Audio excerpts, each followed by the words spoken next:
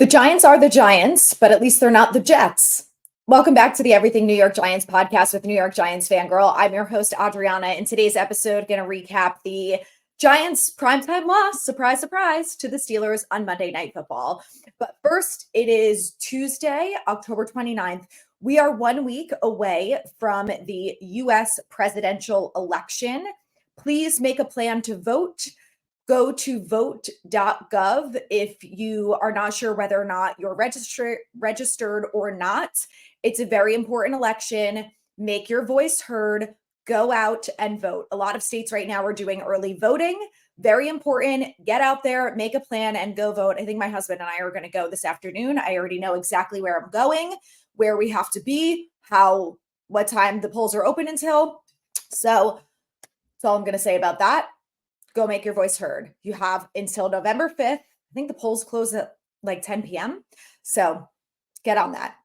In the meantime, let's talk about the Giants.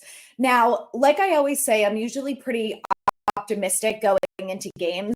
I would say the Seahawks and last night's game were the two games this season that I was wildly pessimistic on. Like, there's not a bone in my body that was like, we can maybe win this game. And they surprised me, obviously, with the Seahawks. So I kind of felt like maybe since we're all so down on this franchise, they're going to prove us wrong and show us something different. And they did a little bit. I mean, they scored a touchdown on Monday Night Football, and they didn't get shut out, and they didn't look absolutely horrific. So in my mind, it was a little bit better than I expected. Also because they kept the game close. The fact that it was tied at 9 going into halftime wildly exceeded my expectations. I mean, I really thought it was going to be a blowout.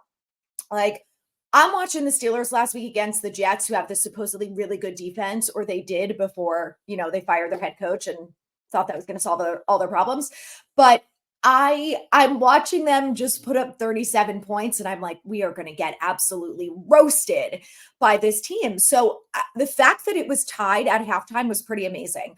Also, because the way that the Steelers offense ran down the field, drive after drive, and the Giants defense held them to a field goal was actually amazing and shocking, to be honest. Obviously, the face mask penalty negated what would have been that George Pickens touchdown early on in the game during their first drive, which was huge. I think that was the only penalty that actually went against the Steelers during the game, because it felt like they nitpicked the Giants on literally every single penalty that they could have possibly made. And then the Steelers are getting away with things left and right. The missed punter, I saw at least one hold. I saw a DPI that wasn't called on the Steelers defense. Just insane. And I think the thing that's most frustrating about it is, listen, we know these refs are horrible, and something I think is going to change at some point. Unfortunately, it's not going to be right now. And it's certainly not going to be a day later, because a day later and $1 short, it doesn't matter. I don't care if the refs come out and say, oh, we're sorry, we missed that. Big whoop. Who gives a shit? It's too late. Use your eyes during the game, maybe. How about doing that? I would like to see them make penalties replayable, things like that, especially after what happens. Sam Darnold, the missed face mask, the face mask on Daniel Bellinger that wasn't actually on him during the Cowboys game. Like, there's 100 examples, okay? We don't need to go down this rabbit hole. We all agree that the refs suck. The problem with the Giants is, number one, they shoot themselves in the foot. So on drives where they're consecutively actually moving the ball down the field and getting some momentum, they do something stupid, like for the third week in a row, getting either a legal shift, which we've seen quite a few times, or a legal man downfield during an RPO. This is literally the third week in a row that we have seen that. And to me, it's on Dable first, but it's on the players second. We are in week 8. Why are you having the same issues on penalties in week 8? We are halfway through the season. You cannot play garbage football like this. I don't care if it's on Monday Night Football or it's in Germany at 9:30 when no one's watching. I don't care. It's embarrassing, and that's on Dable. They're playing undisciplined football. Yes, it's on the players. You have to know better than that, especially when it's on the offensive linemen, who not a single one of them is a rookie. You guys are all veterans, have been in this league at the very least a year. You know better than that. Figure it out. It's pathetic. So then they get a penalty and it ruins the whole drive. They lose any momentum that they had. If they're lucky, they get a field goal. Greg Joseph was great last night. Thank God he could actually hit his kicks. But then outside of that, they can't get any momentum going and they can't score touchdowns. They get one, and then they go for the failed 2-point conversion attempt, which was, I don't know. Do you want to get into that now or later? The one thing I will say about that right now is that I think was the first time. It's the first time we've ever seen Daniel Jones angry. We've seen him show the slightest bit of emotion, like when they won the playoff game and when they made it into the playoffs. Like we've seen little glimpses. This was the first time that he was so pissed and fired up. And the whole thing was a disaster, but I was like, well, at least Daniel Jones shows some emotion. Glad to see that he's royally pissed off, as he should be, like the rest of us are. So I know there's always comments like Jones is just a robot. He doesn't have any emotions, blah, blah, blah, whatever. But, we saw a little bit of it last night. So that was a treat for us. All right, we'll get into the stats in a minute. What else do I want to say? So the penalties thing is just, it's insane in week 8. Like, I understand that penalties are going to happen. I don't expect this team to be perfect. No one expects any team in the NFL to be perfect. They all make mistakes. Penalties are part of the game. But you cannot shoot yourself in the foot when you are not a good enough football team to come back from it, which they couldn't come back from any of the mistakes that they made. Bobby Okereke recovers a fumble in the fourth quarter. And then Jones gets blasted by TJ Watt, fumbles the ball, which I honestly feel like there were very few quarterbacks who would have been able to come back from that. It's TJ Watt at the end of the day. He's a very good football player. The way that he just came down and pounded that ball, I was like, I don't think any quarterback is making it out of that one. I mean, someone else on the Giants could have recovered the ball, which, would have been nice, but Illuminor was right there. He just couldn't get his hands on it, and then of course the interception. So we'll get into that when we get into the stats. But the last thing I want to talk about right now is Deontay Banks, because I was live streaming last night and I missed what happened with him getting benched. All of a sudden he's not on the field and I'm seeing comments come through and my texts are like, Banks is benched. What are we doing? Blah, blah, blah. And I'm like, what did I miss? I saw the way that Najee Harris hurdled him, which, I mean, stuff like that happens. Like, I actually felt like up until that point, Banks had made some good plays. So I don't know what I missed, but then, I heard from other people that they got into it on the sidelines. Dable and I guess some of the defensive players got into it on the sidelines, and then Dable got into it with Banks. And then the next thing you know, he's on the bench. And then someone else said that he had 2 missed tackles. So I got mixed information because I felt like, I guess my point is, I felt like there wasn't an exact moment where I was like, oh my God, Tay Banks, you idiot, what are you doing? Like we saw last week. Last week was the opportunity to put him on the bench when he so very obviously didn't tackle Jalen Hurts. Like we all saw that. Every single one of us, whether you were at the game, you were at home, you were Jerome Henderson on the sidelines, everyone saw that with their 2 eyes. That was the exact moment where you should have said, I don't care who our other corners is. I understand that we already have McLeod out there who kind of sucks. And Dory and Cordell Flatt are both not playing. I don't care. You put in Trey Hawkins, you put in whoever else is on the roster at that point. Put someone else in, because that's the opportunity where you sit them down and say, you're toast, buddy. And you're the problem why we're going to lose this game.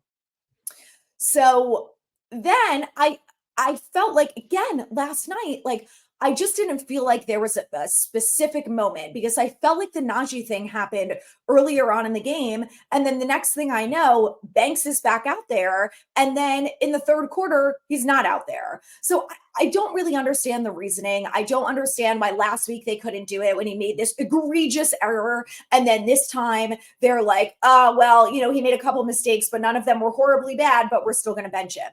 And my other problem is, I understand that you're trying to teach him a lesson. I'm on board with that. Okay. People need to be disciplined. We need to bring back shaming. People deserve to be shamed when they do absurd things like what Deontay Banks last week. He deserved all of the shit talking that he got on social media. And he deserved Jerome Henderson and Banks and, Shane Bowen to say, we're unsure what we're doing with this guy because that was disgusting. And you have players like Dexter Lawrence saying it's unacceptable when I am out here working my ass off on a losing team for 6 years and you are here for 2 years and think that you can just sit plays off. It doesn't work like that.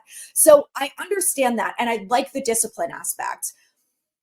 My problem is he's a huge reason why we lost that game, I think. And don't get me wrong, there's a lot of reasons why they lost that game.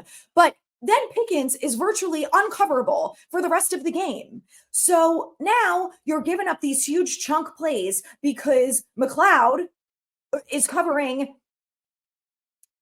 what's his name? Pickens.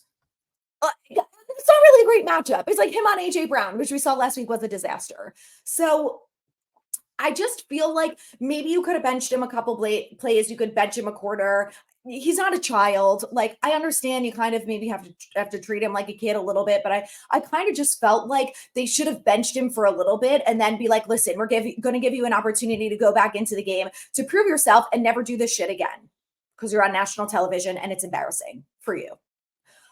So I don't know. I didn't like that when he was benched for the game. And I understand when you do that to the quarterback, I think it's different, but I don't know. I just felt like they were so hard and fast now. Like he's getting benched, he's done for the rest of the game. And then you're like, you can be like, oh, well, look what happened. George Pickens uncoverable because you're lazy. Like, that's not solving anyone's problems. At the end of the day, it's a team sport. And he is, unfortunately, the better corner between him and Nick McLeod. So I don't know. I guess that's all I have to say about that. I just was like, it's not really solving anyone's problems. And I just kind of felt like they could have taught him a lesson with also being like, okay, we're all adults here. I think you understand your lesson. We're going to put you back in. And then you put him in for a play. And if he dogs it and he looks like shit again, then you say you're back on the bench and you're toast for the rest of the game. I don't know. You guys tell me how you would have handled it, but I kind of just felt like they went a little too hard this time when like they were in the game and they could have won. Obviously mistakes were made, but they kept it really, really close, which was wildly unexpected for everyone. That Mike Tomlin was like, this is our house. We're going to destroy this team. They sucks, which he should have been like.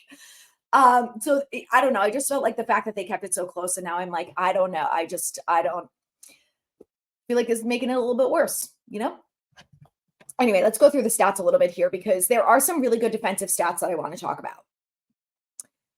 Also, the good news is, well, this is, I guess, not good news, but let's talk injuries real quick because we only lost one player, which hopefully it's not for long. Tyrone Tracy came out with a shoulder injury, and then he went back into the game, and he had a great game, obviously. And then he left towards the end of the game, which what sounds like a concussion. And of course, now it's a short week going into the Commanders, a division game, which, I think a lot of people at this point are like, we don't care, just lose. We want to draft picks, which is fine. I also think a lot of people coming out of the game last night, again, you guys tell me how you feel, but I'm sure if I go through all of my DMs, it's going to be a mixed bag of saying, I can't believe we kept it so close. If we won that game, we potentially could have turned the season around. Maybe we would watch some winning football, et cetera, et cetera. And there's also going to be people who's like, who cares? Glad that we lost, closer to a better draft pick. Both sides are fair. Let's talk about the offensive stats. Daniel Jones, 24 for 38 for 237 yards, 0 touchdowns, 1 interception, 4 sacks for 27 yards, which I have to be really honest. I thought this offensive line was going to be a complete and utter disaster. Chris Hubbard over Joshua Zudu. Thank God. Again, why it took them that long, I'm not going to go into this whole rant again because I think I've talked about this until I'm blue in the face, and I think we all feel the same at this point. Why it took them that long to understand that Joshua Zudu is not a good left tackle is beyond me. I will never fully understand, and I don't think Dable will ever give us a good answer, except maybe when he's fired or retired someday. Chris Hubbard was not that bad. So honestly, 4 sacks between this offensive line was way better than I was expecting. I took 2 separate bets, one of them being that the Steelers were going to have 5+ sacks, and the other one being that they were going to have 6+ sacks, because I'm thinking you've got Neal at right tackle and Azudu at left tackle. I'll be lucky if Daniel Jones makes it out of this game not being helicoptered into a hospital. So the offensive line was a little bit better. Obviously not great. They still gave up 4 sacks, but TJ Watt is TJ Watt and Chris Hubbard is not Andrew Thomas. So I feel like overall, the offensive line did a relatively good job compared to what I was expecting. So 4 sacks for 27 yards. The interception. I want to read this tweet because I just feel like it encapsulates everyone of what we are feeling when it comes to Jones. And if you guys don't follow Big Blue VCR on Twitter, you have to. I met him at training camp in person. His name is Matt. He's fantastic. But he posts all old clips from the Giants, obviously, and they're so amazing. So anyway, this is the tweet from him. BTW, my take on Jones is that he is what it is. He really didn't play poorly tonight. He showed fire. He's a tough SOB, and he made 2 crucial mistakes late in the game with a fumble and a bad pick when the game is there in the clutch. It's not all on him, but he's not the guy. Well said. Perfectly said. And I think that kind of just encapsulates Jones as a whole, right? He has this beautiful deep ball to Darius Slayton. I was like, oh my God, the deep ball is back. How long is it going to last? Well, it didn't last that long because then the other ones to neighbors were not great.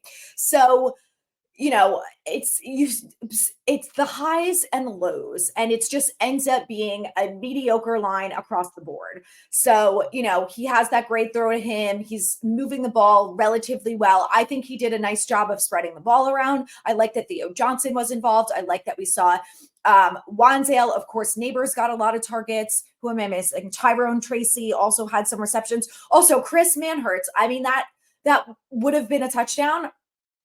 Would have been great if we could not have stupid penalties, but it's the Giants. So, that's how things go. But anyway, I think he did a nice job of spreading the ball around. And up until that point, exactly like Matt said, he was playing good, not great, not bad, good. Missed a couple throws, but was more accurate than he's been in the last couple weeks.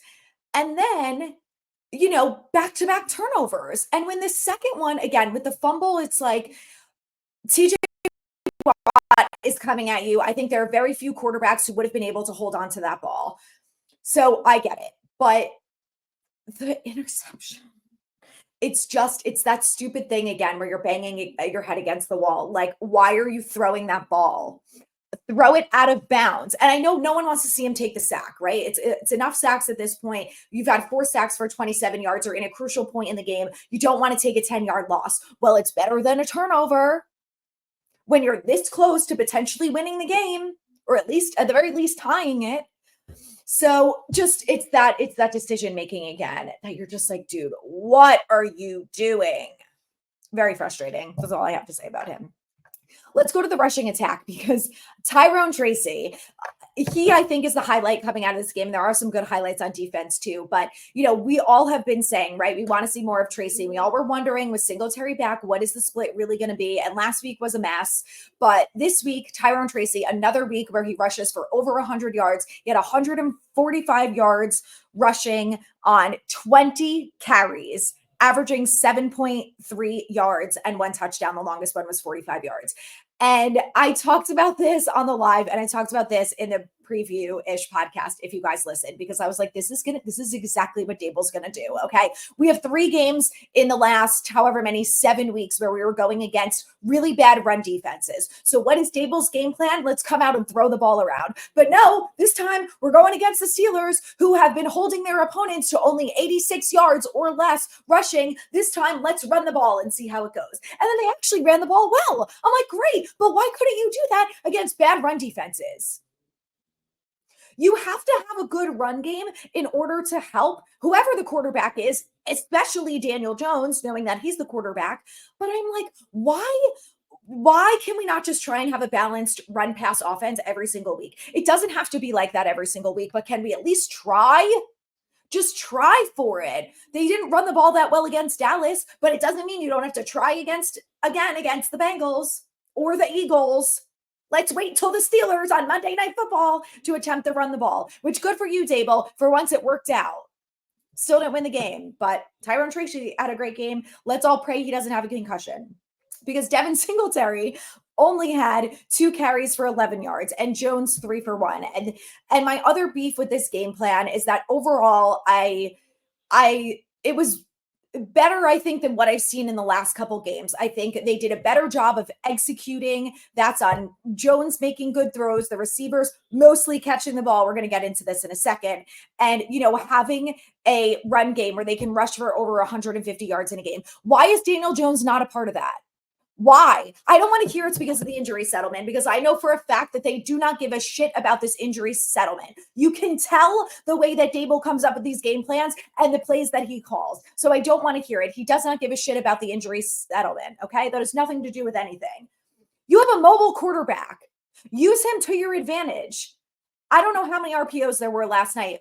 The one that was most important and most egregious was, of course, when they get the illegal man downfield, because why wouldn't they? Because the past 2 weeks in a row, wasn't enough for them to say, maybe we should clean it up at this point in the season. Nope, we got to get it again.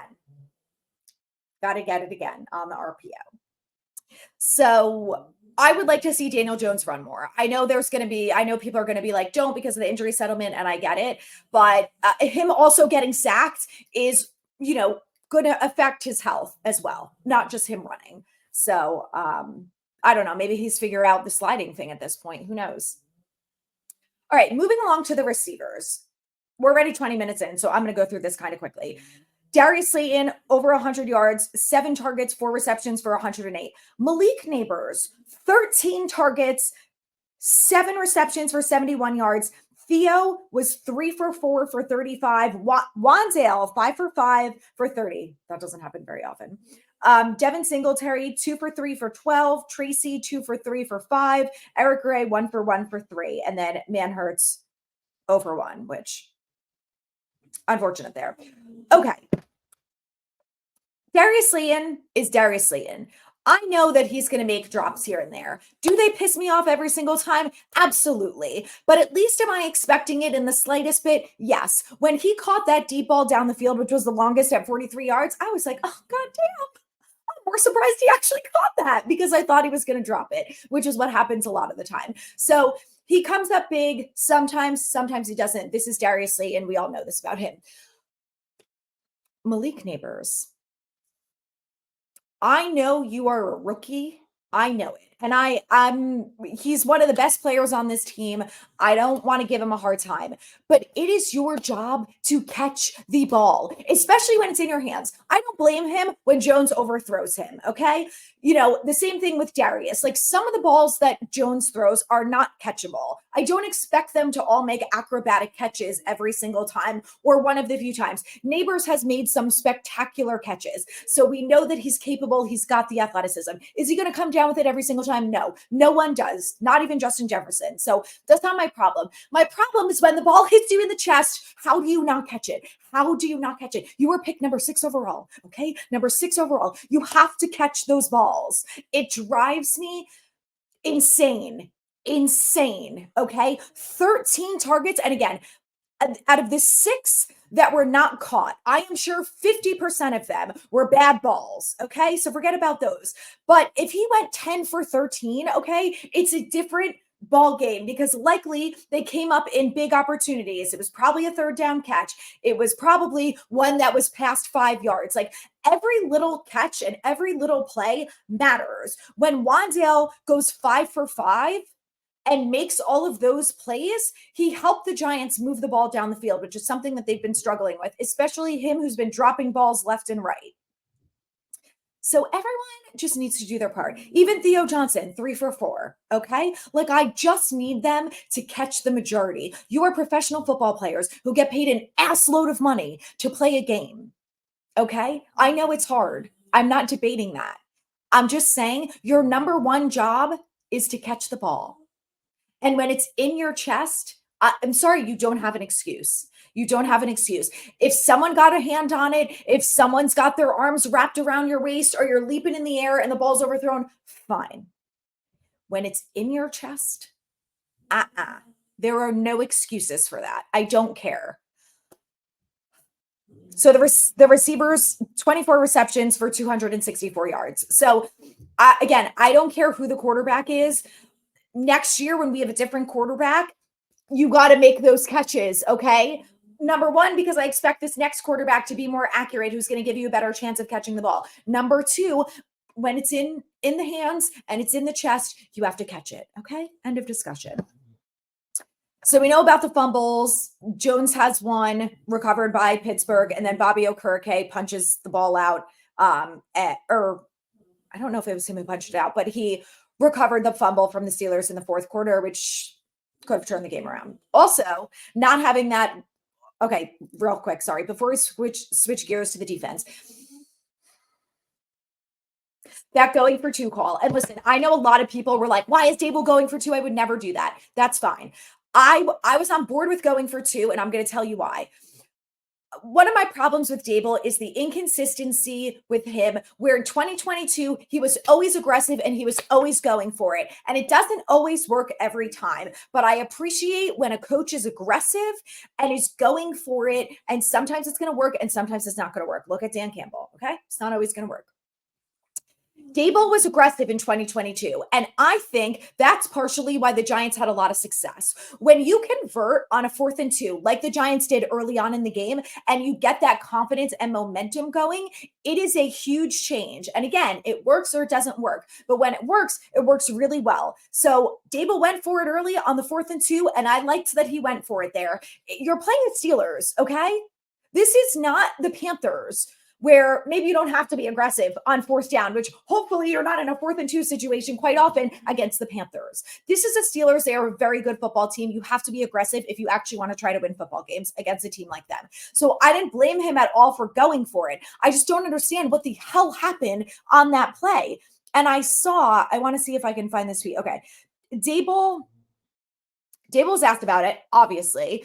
And he said they have been working on the 2-point play for a while, but players didn't get set. That's why Daniel was so animated coming off the field. And that was the most animation, like I said earlier, that we have ever seen from Jones. So I just wanted to see if I see anything else here, because I thought I saw something else. Yes. Dable said Daniel did the right thing on the 2-point attempt. He snapped the ball at the right time. So I don't know. I don't really know what the full issue there, but Jones was furious. And on the announcement, I was watching the Manning cast, they were saying they thought maybe there was some sort of miscommunication there. Dable also said about an hour ago that Tyrone Tracy is in concussion protocol. Let's switch gears to the defense. Bobby Okereke, 14 tackles, led the team, 7 solo, half a sack. The Giants had 4 sacks.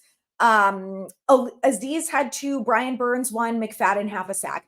Defense overall had a good game. They gave up big plays, but for the most part, again, the fact that they were able to hold the Steelers after they literally marched down the field multiple times, the fact that they held them to 3 points there was very impressive to me, because the way that the Steelers were moving the ball, I was like, this is actually going to be a blowout. We are toast. Like, we have no chance. When on their opening drive, they moved the ball all the way down the field, and thank God for that face mask thing. I was like, we're literally toast here. So that was really, I was impressed for the most part with the defensive play. Again, we really, really missed Cordell Flott and Adoree Jackson. I don't care whether or not you think they're good football players. You cannot watch that football game and say, especially after they benched Tay Banks, that we didn't miss at least one of them. So hopefully we get one, if not both of them, back on Sunday. Aziz had a really nice game. Again, 2 sacks, 2 tackles for loss, 2 quarterback hits. He's showing up to be really impactful. And this is the Aziz that we all hoped he was going to be, and the guy that he can be when he's healthy. Unfortunate health is the biggest factor here. Next, I want to talk about Tyler Nubin. Oh my God.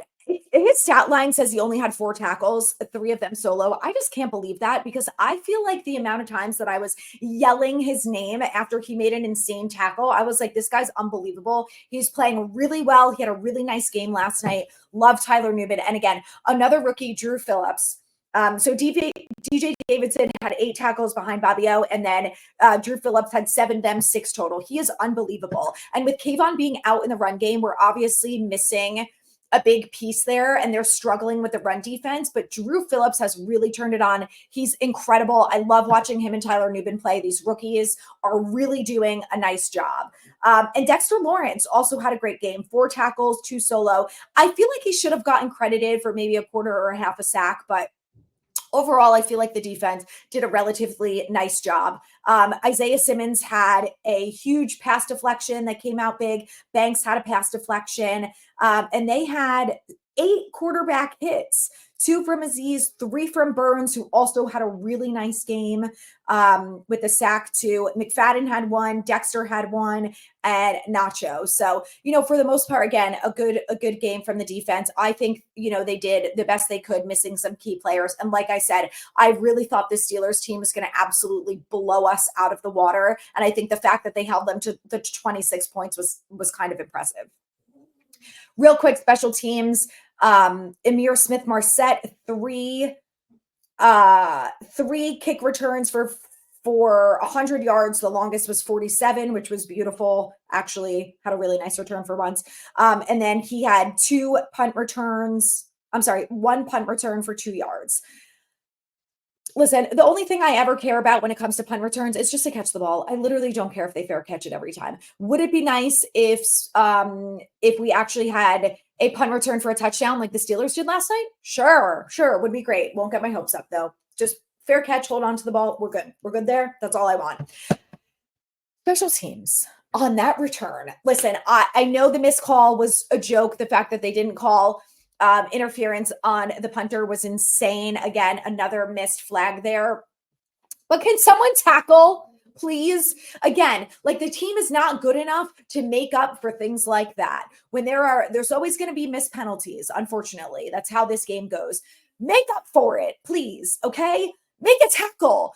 I couldn't believe that not a single person tackled him. We really missed Carter Coughlin and I think Cam Brown on that one. So